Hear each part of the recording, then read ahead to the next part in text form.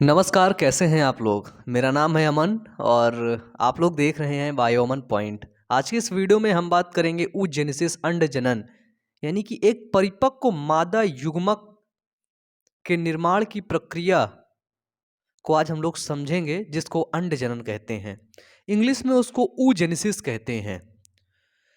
इस वीडियो के पहले हमने देखा स्पर्मेटोजेनेसिस के बारे में कि किस प्रकार से स्पर्म का निर्माण हो रहा है। स्पर्म का निर्माण होना बिल्कुल सिंपल एक प्रोसेस होती है ना। तो चलो देखते हैं क्या समझ में आता है आज इसमें। oogenesis है ना, जिसको बोलते हैं अपन लोग अंड जनन। हमने देखा था कि जो शुक्राणु जनन होता है, जब शुक्राणु का निर्माण होता है तो जब यौनवा अवस्था यौनवारंभ शुरू होता है ना, प्यूबर्टी शुरू होता है, तभी स्पर्मेटोगोनिया सेल बनती हैं।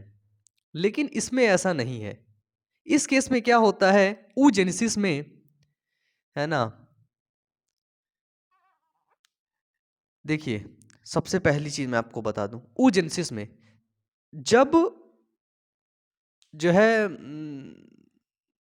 फीमेल है ना गर्भ में रहती है, गर्भावस्था में ही उसके अंडाणु यानी कि oogonia का निर्माण हो जाता है ना। फिर वो रुका रहता है। फिर जब वो जन्म लेती है, फिर जन्म लेने के प्रोसेस से धीरे धीरे वो बड़ी होती है और यौवनारंभ अवस्था तक आती है, प्यूबर्टी तक। जब प्यूबर्टी में आती है तो फिर वो ओपन होता है, फिर खुलता है, फिर चलता है थोड़ी दूर, फिर चलने के बाद फिर रुक जाता है। फिर जब उसको शुक्राणु मिलता है, स्पर्म मिलता है, तब चलता है, नहीं तो फिर रुक जाता है। तो ऐसे करके थोड़ा सा कॉम्प्लिकेटेड है ना। हम कह सकते हैं कि बिफोर बर्थ, है ना, बर्थ बिफोर बर्थ यानी कि गर्भावस्था में ही।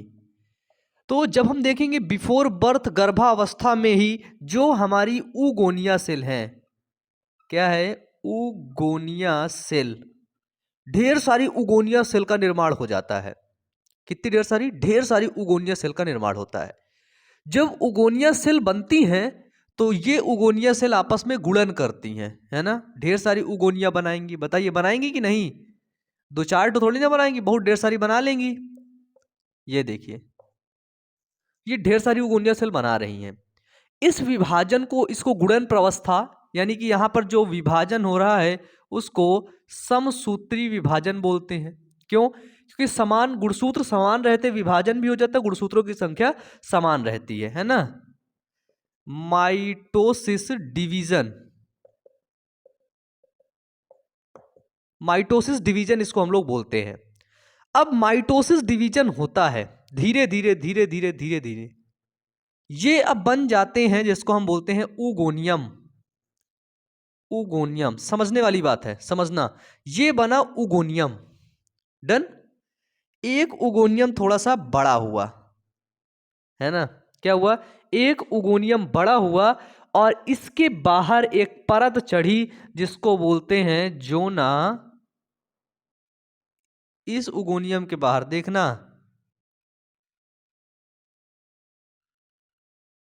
है ना, इसके बाहर एक परत चढ़ी जिसको बोलते हैं जोना ग्रैनुलोसा, है ना, जोना ग्रैनुलोसा। तो क्या होता है कि इसके अंदर जोना ग्रैनुलोसा की परत चढ़ जाती है। तो जब जोना ग्रैनुलोसा की परत चढ़ती है, तब अब ये स्टॉप है इतने पर, है ना, इतने पर स्टॉप है। अब इसको हम लोग बोलेंगे प्राइमरी ऊसाइट, है ना। क्या बोलेंगे इसको? इसको बोलेंगे प्राइमरी ऊसाइट, प्राथमिक अंडक बोलेंगे अब इसे।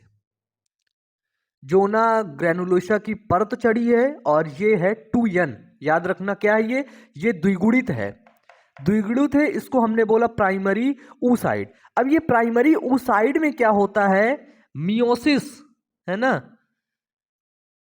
Meiosis division first, meiosis division होता है वो भी फर्स्ट। मियोसिस डिवीजन शुरू होता है, लेकिन मियोसिस डिवीजन की जो प्रोफेज फर्स्ट होती है, प्रोफेज फर्स्ट में ही जाकर के रुक जाता है। अब ये स्टॉप रहता है ना। अब ये सब स्टॉप है, स्टॉप है, सब रुका हुआ है। अब क्या होगा, अब आफ्टर प्यूबर्टी, है ना, अब बच्चे का जन्म होता है, इतने में ही सब रुका हुआ है ना, मियोसिस फर्स्ट और प्रोफेज की फर्स्ट अवस्था में सब रुका हुआ है। अब बच्चा जन्म लेता है ना, इतने, इसको बोलते हैं हम लोग बायोलॉजी की भाषा में बोलते हैं कि मियोसिस डिवीजन फर्स्ट अरेस्ट हो गई है। अरेस्ट मतलब रुक गया है ना। अब क्या होता है, जन्म होता है, जन्म के बाद बच्चा प्यूबर्टी में आता है, यौवनारंभ शुरू होता है। जब यौवनारंभ शुरू होगा, प्यूबर्टी शुरू होगा, तो इसका जो मियोसिस फर्स्ट था वो कंप्लीट हो जाएगा। क्या हो जाएगा, वो कंप्लीट होगा, मियोसिस डिवीजन फर्स्ट कंप्लीट होगा। अब जब कंप्लीट होगा तब ये बनाएगा यन, और एक यहां पर हल्का सा यन ये निकाल देता है। इसको बोलते हैं प्राथमिक ध्रुवीय कोशिका। क्या बोलते हैं, इसको बोलते हैं प्राथमिक ध्रुवीय कोशिका, और इसको बोलते हैं द्वितीयक अंडक। द्वितीयक अंडक प्राथमिक ध्रुवीय कोशिका, इंग्लिश में बोलेंगे प्राइमरी पोलर सेल। क्या बोलेंगे, प्राइमरी पोलर सेल। इसको द्वितीयक अंडक यानी कि सेकेंडरी oocyte, है ना। हमने क्या देखा कि यहां पर हमको प्राइमरी oocyte देखने को मिला। प्राइमरी oocyte में मियोसिस डिवीजन फर्स्ट हुआ, लेकिन वो रुक गया था। फिर जब प्यूबर्टी आया तो मियोसिस डिवीजन चालू हुआ। बिल्कुल सिंपल है, मियोसिस डिवीजन चालू हुआ, कंप्लीट हुआ, क्या बना लिया, द्वितीयक अंडक, है ना, सेकेंडरी oocyte। अब ये सेकेंडरी oocyte क्या करता है, सेकेंडरी oocyte में जो विभाजन होता है इसको बोलते हैं मियोसिस सेकेंड। अर्धसूत्री फर्स्ट हुआ, अर्धसूत्री सेकेंड, है ना। तो मियोसिस सेकेंड जो होता है वो मेटाफेज सेकेंड में रुका होता है ना। क्या होता है, मेटाफेज सेकेंड की अवस्था में जाकर के रुक जाता है ये भी। अब ये क्या करेगा, अब बोलोगे भैया ये तो रुका है, अब तो इसका कुछ काम है ही नहीं, है ना, अरेस्ट हो गया है ये मेटाफेज फर्स्ट की अवस्था में, है ना, मेटाफेज की फर्स्ट। अब इसमें एनाफेज कब स्टार्ट होगा, है ना। सेकेंडरी oocyte तो हमें मिल गए, द्वितीयक अंडक, यही द्वितीयक अंडक है जो ओव्यूलेशन करके अंडाशय से बाहर निकलता है, फैलोपियन नलिका में आया है, यही द्वितीयक अंडक। कौन है, यही द्वितीयक अंडक है जो फैलोपियन नलिका में आया है। डन। अब देखिए क्या होता है, ये द्वितीयक अंडक चुपचाप आता है, फैलोपियन नलिका में रुका हुआ रहता है। फिर इसको हम लोग बोलते हैं ओटिड्स, है ना। फिर क्या होता है, इसको शुक्राणु मिलता है। जब इसको शुक्राणु मिलता है, क्या मिलता है, जब इसको शुक्राणु मिलता है तब फिर ये दो भागों में विभाजित होता है ना। ये देखो, एक देखो, ये जो प्राइमरी oocyte है ना, ये प्राइमरी फॉलिकल होता है बेसिकली, है ना। Primary follicle, secondary follicle, tertiary follicle, वो ग्रोथ कर करके जा करके सेकेंडरी oocyte बनाता है। यानी कि इसके और इसके बीच में एक बहुत लंबा प्रोसेस चलता है ना। उस लंबे प्रोसेस को मैं आपको नेक्स्ट वीडियो में समझा दूंगा। डन।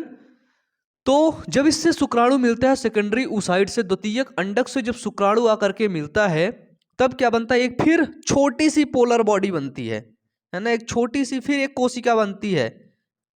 ये कोशिका किस लिए होती है, तो ये कोशिका होती है गुणसूत्र को बैलेंस करने के लिए। जैसे यहाँ पर 2n गुणसूत्र थे, इस छोटी सी कोशिका को क्यों निकाला गया, ताकि गुणसूत्र हमारे आधे हो जाए, बाकी जितना न्यूट्रिशन है, जितना साइटोप्लाज्म वगैरह सब हम इस द्वितीयक अंडक को दे दें, है ना, इसी एक सेल को हम दे दें। जब इसे शुक्राणु मिलता है तब मियोसिस सेकेंड डिवीजन जो रुका हुआ था वो कंप्लीट हो जाता है। क्या होता है, वो कंप्लीट होता है, फिर बनाता है ये हैप्लॉइड, है ना, हैप्लॉइड एग सेल जिसको बोलते हैं हैप्लॉइड ओवम।